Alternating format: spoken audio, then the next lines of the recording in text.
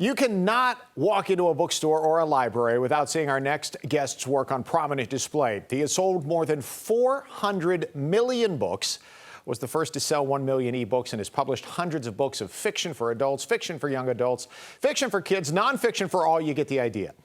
2 new books just out. We're happy to welcome the one and only James Patterson this morning. Mr. Patterson. Thank you. It is a pleasure. This is a delight. It's so good to talk to you this morning. I want to talk about, first of all, one of the new books, which is right here next to you, the Idaho Four.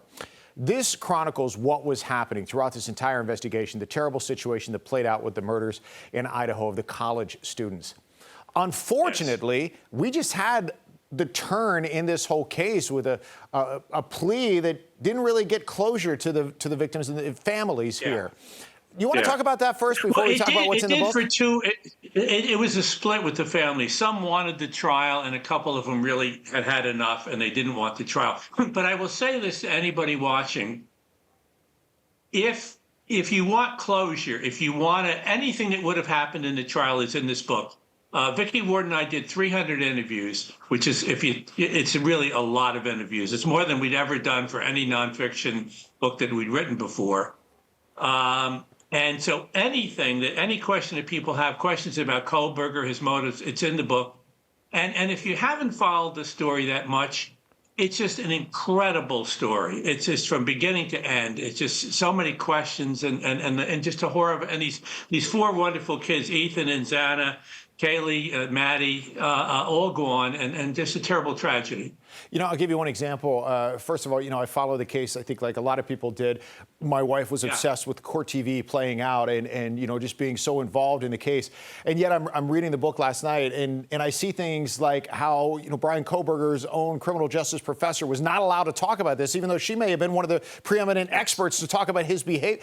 That's the kind of thing where I stopped and I was like, oh, my goodness, this is a detail I didn't even know from following this case. That's exactly right. There's so much in the book that would have never gotten into the trial. The different lawyers. I mean, for example, when Bryan was studying criminology at Washington State, and he was really, he didn't think any women should be in the program. He was in a position to grade women. He would always grade them with C's and D's.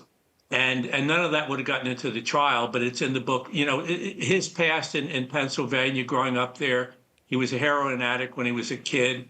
He did a number the way he got money to buy heroin is he would break into homes in the area.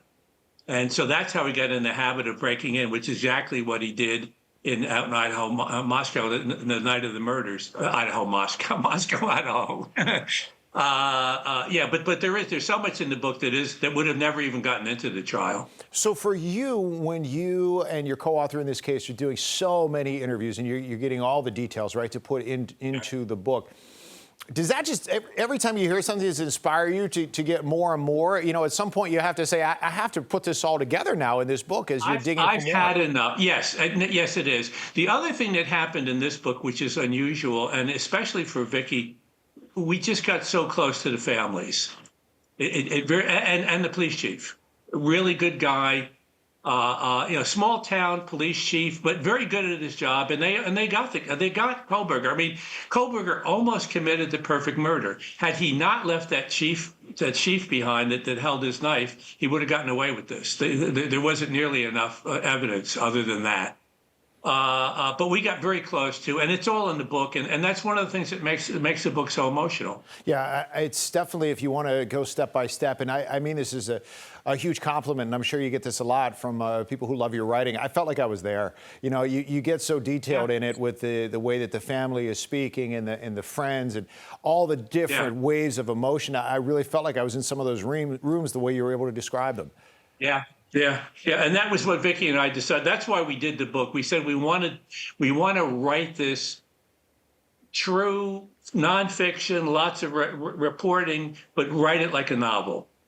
Which is exactly how it comes across. Now, Yeah. I hesitate to ask this question. Speaking of novels. Yes. Well, let me ask you one more question about this. Obviously, it didn't go to trial. When you were wrapping up the book, did you think it would go to trial? Did you think there might be a chance of a plea? What were kind of your thoughts as you were wrapping it up? Vicky was sure it would go to trial. I was sort of 50-50 that it might not. I was just hearing enough. There was enough in the wind, in the air, that I just had a little sense that maybe it wouldn't go to trial.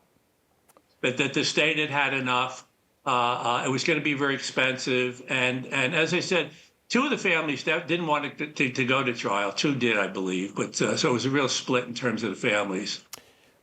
We're talking about the Idaho Four. I want to switch gears a little bit. We'll go from nonfiction more to fiction right now when it comes to the Hamptons lawyer. Yeah. But I want to ask you this because, you know, you do so much nonfiction when it comes to things like this in the court system. You do so much fiction when it comes to, a lot of times, the court system. You get inspired from one to the other?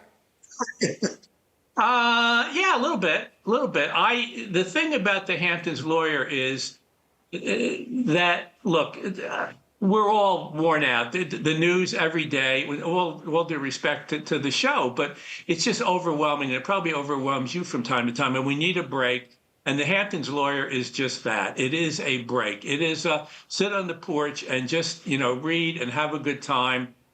This is definitely one of those books that you cannot put it down. I know that's a cliche, but it happens to be accurate in this.